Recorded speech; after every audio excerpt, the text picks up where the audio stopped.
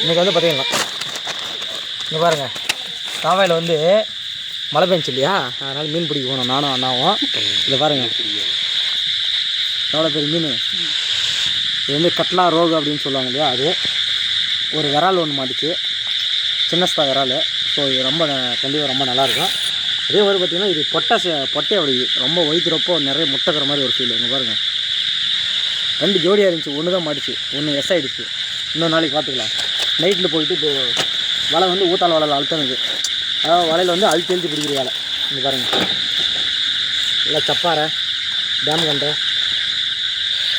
இல்லை ஓரளவுக்கு சின்ன பெருசு எல்லாம் கிடச்சிச்சு. இதெல்லாம் வந்து ஏரியில் விடலாம். நம்மளுக்கு பக்கம் சின்ன ஒரு குட்டி வச்சுக்கிறோம், இதெல்லாம் போடலாம்.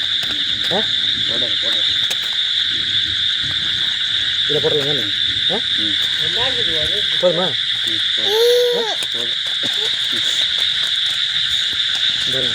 எல்லாம் உயிரோட தான் ஃப்ரெஷ்ஷாக இருக்குது.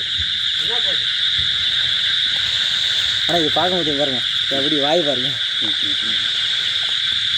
இந்த புள்ள வாயாட்டு இருக்கு பாருங்க. தண்ணி ரொம்ப தாகமாக பிடிக்குது, தண்ணி குடிக்கிறதுக்கு ஆசைப்படுது. எல்லாம் கட் பண்ணி க்ளீன் பண்ணி போயிடுது.